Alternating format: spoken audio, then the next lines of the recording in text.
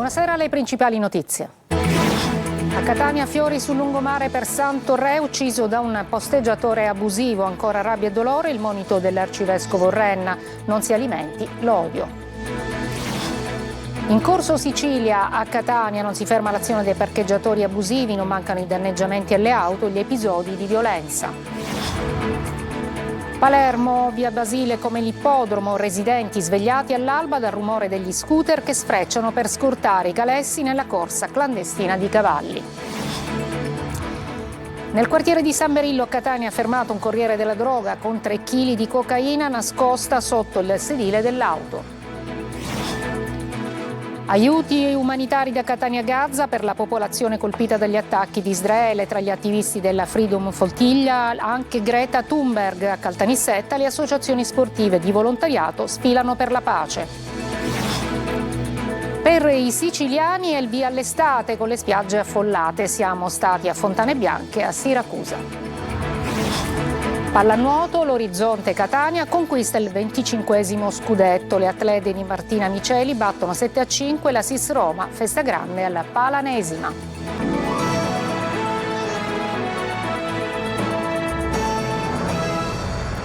Buonasera, ancora fiori, dolore e rabbia per Santoré, ucciso a Ognina. Siamo a Catania da un posteggiatore abusivo. Mascalucia e la stessa Catania, dove viveva la vittima, sono ancora sconvolte. Monsignor Renna, intervenuto, dice: non si alimenti l'odio, al rancore si risponda con il perdono. Tonino De Mana. Non è una domenica qualsiasi in piazza Mancini Battaglia, ancora sotto shock per la morte di Santoré, trentenne pasticcere del bar 40 e padre di una bimba di 4 mesi assassinato da un posteggiatore abusivo, John Obama, originario dello Zimbabwe con precedenti penali e senza permesso di soggiorno. Una morte che ha sconvolto l'intera comunità, che chiede controlli e sicurezza. Sarebbe stato di turno oggi santo, ma di lui restano il ricordo, il dolore, la rabbia e questi fiori, poggiati sulla ringhiera del lungomare non distante dal luogo dove è stato ferito mortalmente. A vigilare sulla zona ben 3 pattuglie della municipale. Via Incenso Giuffrida, Corso Sicilia, Piazza Borgo, via Paolo Bentivoglio. Il signor sindaco, lui quando cammina con la sua Vespa non lo vede che cosa c'è in giro. Quel signore doveva essere espulso dall'Italia perché era un criminale e c'erano le prove del fatto che era un criminale. È una cosa che davvero ha colpito il cuore di tutti. Anche se in questo momento io vedo qui nel posto un silenzio assordante anche della comunità. 2 testimoni oculari e le immagini dei sistemi di videosorveglianza inchiodano John Obama, da ricostruire il movente che potrebbe essere legato ad un diverbio per la restituzione di alcune vaschette di plastica. Sconvolta pure Mascalucia, dove Santo viveva. La comunità di Mascalucia è sconvolta per i gravi fatti accaduti. Santoré non è più tra noi. Un grande uomo, un grande lavoratore, un giovane padre di una piccola bimba. Non potrà purtroppo riabbracciare i propri affetti familiari. Questo per fatti veramente futili e criminosi. Proclamiamo il lutto cittadino affinché possiamo manifestare la nostra vicinanza alla famiglia. Sulla barbara uccisione di Santoré è intervenuto anche l'arcivescovo Renna. Non alimentiamo odio verso gli stranieri, ha detto. Possa il Signore donare conforto e forza ai familiari in questo momento di indicibile dolore. Siamo tornati in Corso Sicilia a Catania. Nonostante la giornata festiva non si ferma l'azione dei parcheggiatori abusivi, non mancano i danneggiamenti alle auto e gli episodi di violenza. Ancora Tonino De Mana. Terra di nessuno, o più semplicemente di bande di extracomunitari che presidiano e controllano il parcheggio AMT di Corso Sicilia. I vetri in frantumi per terra mostrano l'ennesima azione vandalica. 3 le auto danneggiate in poche ore, l'ultima in ordine di tempo è ancora ferma sul piazzale. Anche in questo caso, si spera, saranno le telecamere di videosorveglianza a fornire elementi utili agli investigatori.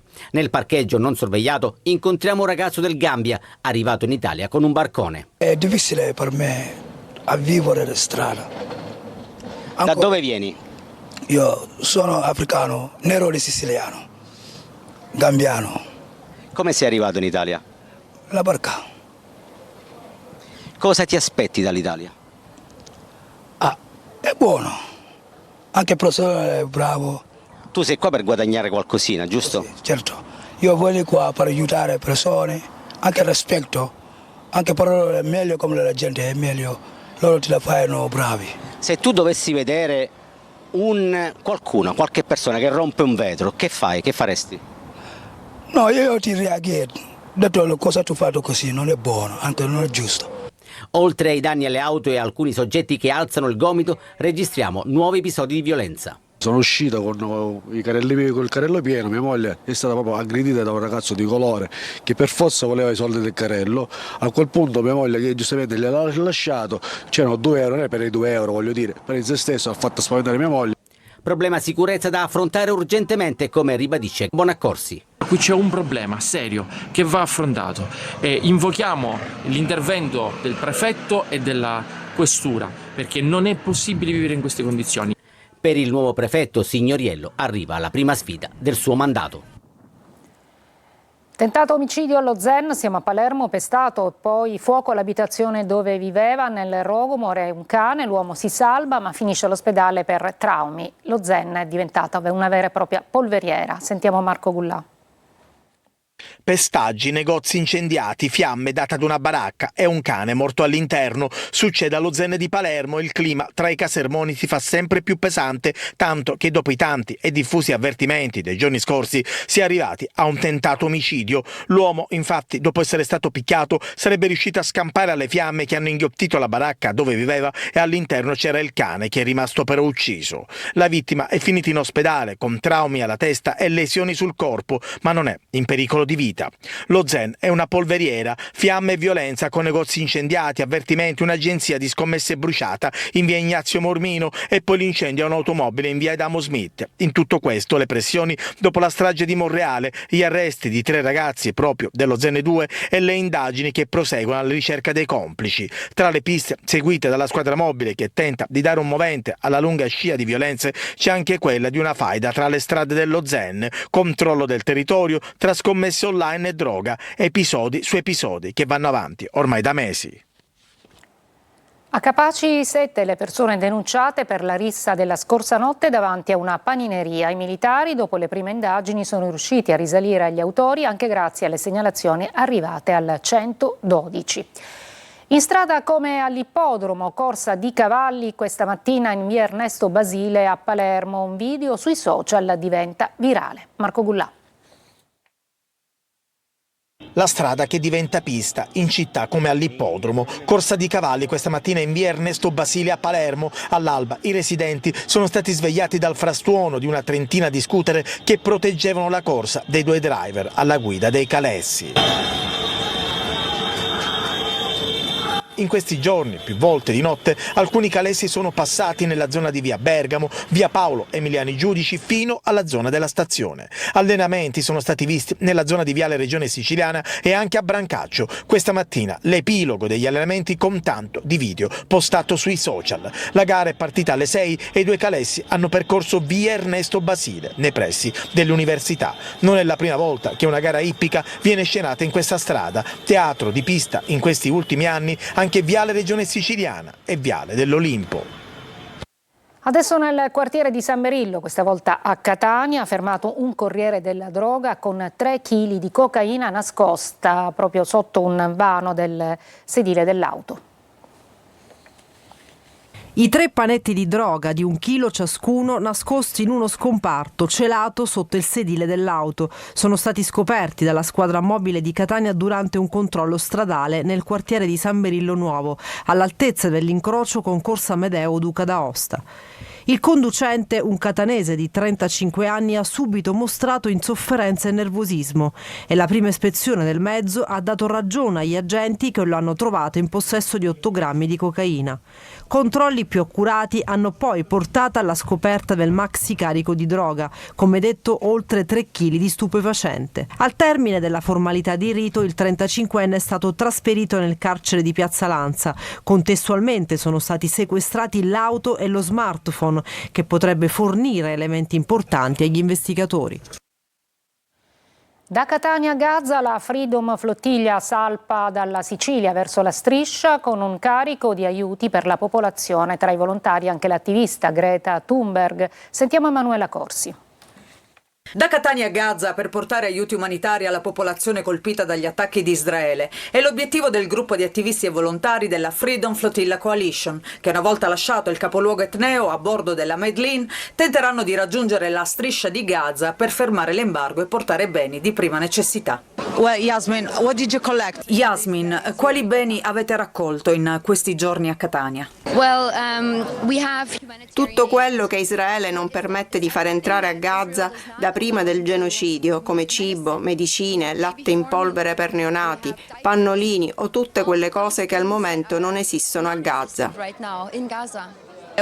Perché avete scelto proprio Catania per salpare e raggiungere poi Gaza?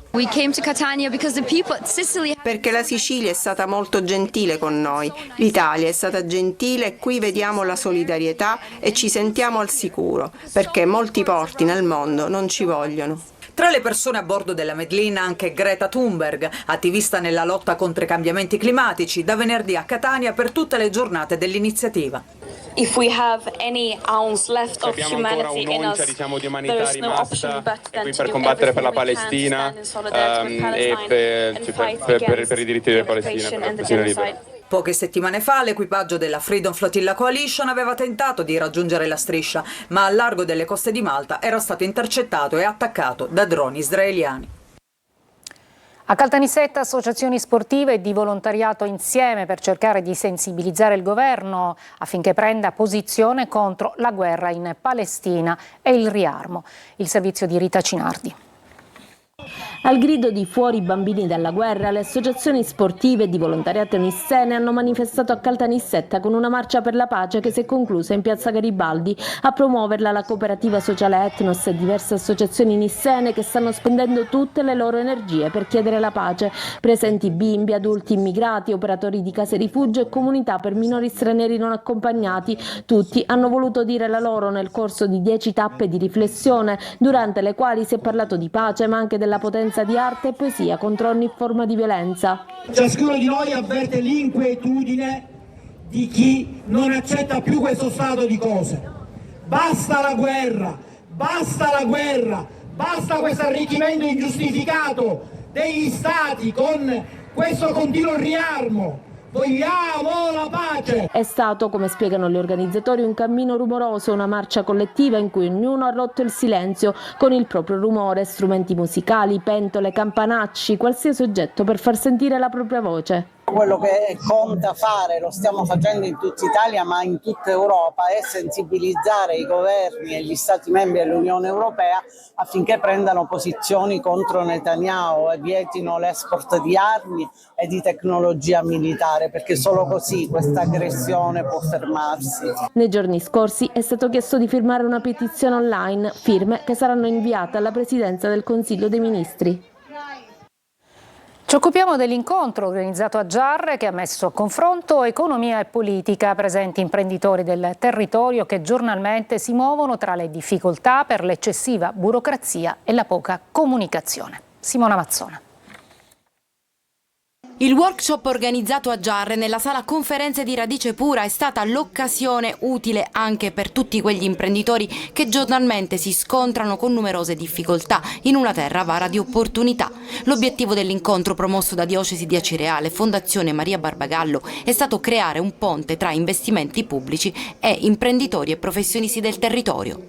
E cerchiamo invece di uscire fuori dalla logica convegnistica e facciamo un workshop. Ci si può parlare, ci si può confrontare, superiamo le barriere, accorciamo le distanze. Non sempre pubblico e privato riescono a dialogare a causa di barriere come la scarsa comunicazione o l'eccessiva burocrazia. Con un pizzico di orgoglio dico che noi imprenditori siciliani abbiamo una marcia in più, perché abbiamo un po' difficoltà che altri magari non hanno, dal territorio alle infrastrutture, al tessuto sociale. Anche gestire un comune è come gestire un'impresa. Sì, perché chiaramente noi facciamo i conti, tutti i sindaci, con i nostri bilanci e quindi dobbiamo tenere i conti in ordine da un lato, dall'altro lato però dobbiamo pensare allo sviluppo delle nostre città. Una terra senza infrastrutture non può parlare di sviluppo. Stiamo cercando di riorganizzare la rete rete infrastrutturale, quella più importante, sulle autostrade del Consorzio Autostrade Siciliane, ma anche sulle autostrade che adesso gestite dall'ANAS. Sono stati assegnati a SAC per lo sviluppo degli aeroporti di Catania e Comiso più di 50 milioni, di cui 47 soltanto su Comiso attraverso i fondi FSC dal governo Schifani, d'accordo col governo Meloni, e si può fare tanto altro in più a livello nazionale, nella misura in cui per esempio siamo stati finora esclusi dai fondi PNRR per i gestori aeroportuali. Un dialogo aperto ma anche una vetrina importante grazie agli innumerevoli stand informativi per illustrare misure e incentivi. Una breve pausa, poi il via all'estate dei siciliani che affollano già le spiagge.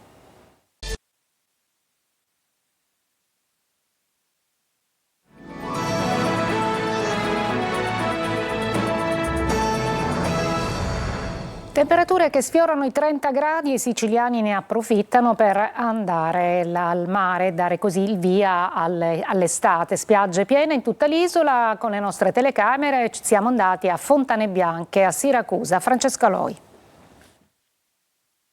Si apre l'ombrellone, inizia l'estate. Per il calendario bisognerà aspettare ancora 3 settimane. Per il meteo invece la bella stagione è già arrivata. Mio marito da stamattina è in pensione, per cui è la prima cosa da fare. Quindi motivo per festeggiare? Assolutamente sì. È arrivata l'estate ed era l'ora. Ora vediamo, prova a entrare, è un po' fredda l'acqua comunque. Nella prima domenica di giugno la meta preferita è la spiaggia. Qui siamo a Fontane Bianche, Siracusa, in quella che molti chiamano i Caraibi di Sicilia. Come vedete la spiaggia è piena, il mare è cristallino, attrae veramente tutti. Noi siamo stati ai Caraibi qualche anno fa, ma qui è anche meglio. Stupendo, veramente, posto paradisiaco direi, bellissimo veramente. Per i prossimi giorni nelle previsioni c'è soltanto un simbolo, il sole. Temperature in aumento e quindi combo perfetta per andare al mare. Devo dire che siamo passati da ancora un po' di fresco a che invece si sta morendo di caldo. Come sempre in spiaggia c'è chi preferisce restare tutto il tempo in acqua e chi invece ne approfitta per abbronzarsi. Soprattutto essendo libera la domenica una ne approfitta, no, con questo caldo. E se dovete ancora fare il primo bagno di stagione, che dire, il mare vi aspetta. Faro in festa a Punta Secca nel Ragusano, apertura straordinaria e visita guidata con il personale del comando Zona Fari in Sicilia alla scoperta di curiosità sulla lanterna che illumina il mare, simbolo di sicurezza e speranza per chi naviga. Sentiamo Veronica Barbarino. 141 gradini a chiocciola più una scaletta in ferro per uno spettacolo mozzafiato. Il faro di Capo Scalambria a Punta Secca apre le porte ai curiosi per una visita guidata grazie al comando Zona Fari Sicilia. Ancora oggi i segnalamenti marittimi costituiscono un aussilio alla navigazione importantissimo. Il compito dei comandi Zona Fari è quello di mantenere 24 ore su 24, 7 giorni su 7 in piena efficienza tutti questi ausili alla navigazione. Commissionato da Federico II, re delle due Sicilie, il faro di Punta Secca ha una storia di circa 170 anni e ha ospitato generazioni di guardiani. E c'è chi, con la nonna prima farista donna d'Italia, lì dentro c'è pure nato. Immediatamente dopo la fine della Seconda Guerra Mondiale, e quindi si può dire che è stata la prima farista d'Italia. E il mio mondo nei fari nasce da lì, poi l'ha fatto papà, che è andato per un po' a lavorare al faro di Caporossello insieme a lei, e poi quando si trasferì, una volta sposato, nel 66 sono nata io, all'interno del faro di Punta Secca. Suggestivo la sera, imponente di giorno, il faro è stato anche simbolo di aggregazione negli anni 60 in paese. Il personale farista viveva agiatamente rispetto alla popolazione perché aveva il suo giardino, aveva il pollaio, aveva una casa dove c'era un forno. E nel periodo invernale io mi ricordo che tutti gli abitanti di Punta Secca venivano dentro il faro per fare i biscotti, fare focacce. Oggi continua a illuminare il mare, dando sicurezza e speranza a chi naviga.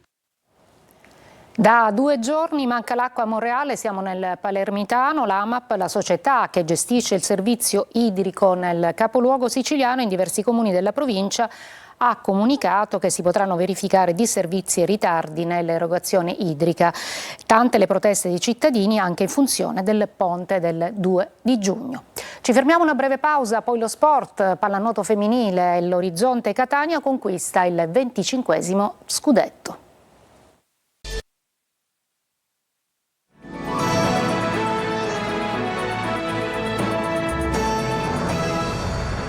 Siamo al calcio, pool scudetto di Serie D, il Siracusa approda alla finale con il Livorno. Nella semifinale di ritorno contro l'Ospitaletto in Lombardia gli azzurri hanno vinto 2-0, reti di Capitan Maggio e di Sarao su rigore. All'andata al De Simone era finita 3-2 per gli aretusei che dunque vistano il successo e conquistano il diritto a giocarsi il tricolore.